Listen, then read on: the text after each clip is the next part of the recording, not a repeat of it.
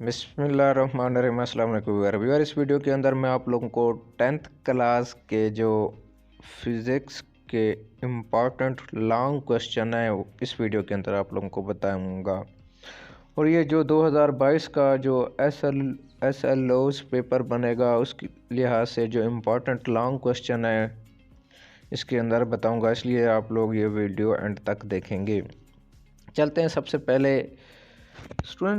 पहले जो first long आने का चांसेस है वो चैप्टर 12 से आने का चांसेस है। चैप्टर 10 और जो चैप्टर 11 है 2022 के पेपर में इसमें से लॉन्ग आने का चांसेस कम है। और 12 चैप्टर में से जो 70% चांसेस हैं या 60% जो चांसेस हैं वो न्यूमेरिकल आने के चांसेस हैं 2022 के पेपर में। फेडरल बोर्ड का बता रहा हूँ। और जो 40% चांसेस हैं या 30% चांसेस हैं वो क्वेश्चन के आने के चांसेस हैं, यानी कि लॉन्ग क्वेश्चन। तो इसलिए आप लोगों ने सबसे पहले चैप्टर नंबर जो 12 है इसके सारे न्यूमेरिकल अच्छी तरह करने हैं। अगर आप लोगों को समझना है तो मैंने न्यूमेरिकल इसके इजी मेथड से समझाए हुए हैं। आप लोग मेरे चैनल को विज़िट करके आप न्यूमेरिकल क्लियर कर सकते हैं अपने। चलते हैं वीडियो की तरफ। सबसे पहला जो लॉन्ग क्वेश्चन है आप लोगों का रिफ्लेक्शन ऑफ लाइट है, ये आ सकता है। तो उसके बाद सेकंड जो लॉन्ग है image formation by lens with the help of कहता है रे डायग्राम। उसकी मदद से आप लोगों ने ये करना है लॉन्ग क्वेश्चन। इसकी 5 रे डायग्राम है वो बनानी है। ये वाला टॉपिक आपको पता है, थोड़ी सी ये इंग्लिश लिखनी है, उसके बाद डायग्राम बनानी है। उसके बाद नेक्स्ट पे चलें तो सिंपल माइक्रोस्कोप, इसकी मैग्नीफाइंग पावर और इसकी रे डायग्राम।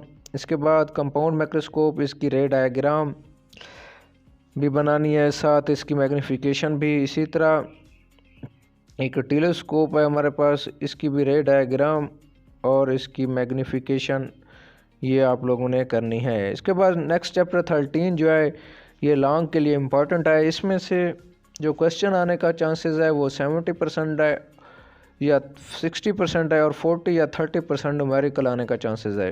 इसमें से सबसे जो पहला इम्पॉर्टेंट लॉन्ग है वो इलेक्ट्रोस्कोप है।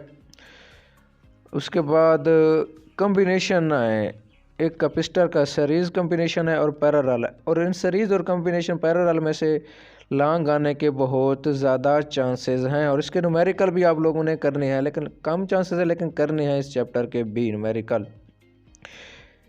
इसके बाद इसमें चैप्टर नंबर 14 पे आ जाते हैं। 13 में से ये 2 लॉन्ग थे। 14 में से सबसे पहला जो लॉन्ग है इम्पॉर्टेंट, इसमें से भी लॉन्ग आने के चांसेस ज़्यादा हैं न्यूमेरिकल की निस्बत, लेकिन न्यूमेरिकल और लॉन्ग आप लोगों ने दोनों करने हैं इस चैप्टर के। इसमें से सबसे पहला जो है इफेक्टिंग रेजिस्टेंस, ये लॉन्ग है।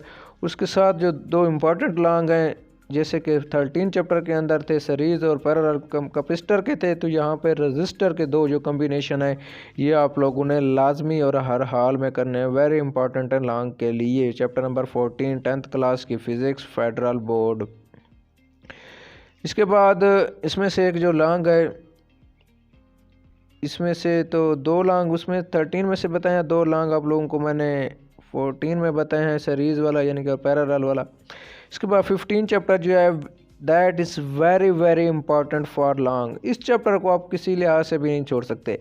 और आप लोग देख लो कि जब पेपर बनेगा 2022 का और आप लोगों के सामने आएगा, जो सबसे ज़्यादा पेपर आप लोगों का आएगा वो 15 चैप्टर से आएगा। इसलिए 15 चैप्टर को आप लोगों ने इसकी हर एक चीज़ पढ़नी है, स्टडी करनी है, शॉर्ट और लॉन्ग सारा कुछ। इसमें से सबसे ज़्यादा आप लोगों का पेपर बनेगा और लॉन्ग भी इसमें से लाजमी आएगा। वेरी इंपॉर्टेंट है।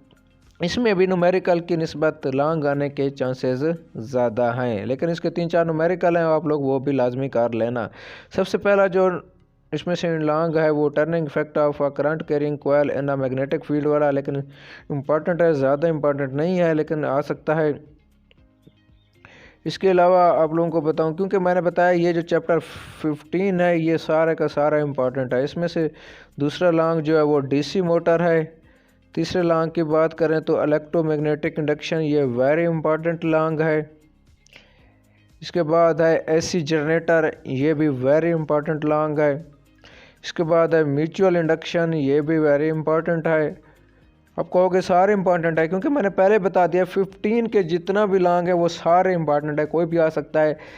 लेकिन आप लोगों ने इलेक्ट्रोमैग्नेटिक इंडक्शन और ट्रांसफार्मर जो है इस और या एसी जनरेटर, इस पे तीनों पे ज़्यादा जोर देना है। इसके बाद ट्रांसफार्मर वाला है और इसकी टाइप्स, ट्रांसफार्मर की वर्किंग, ये सारा इम्पॉर्टेंट है। इसके बाद नेक्स्ट चैप्टर पे चलते हैं।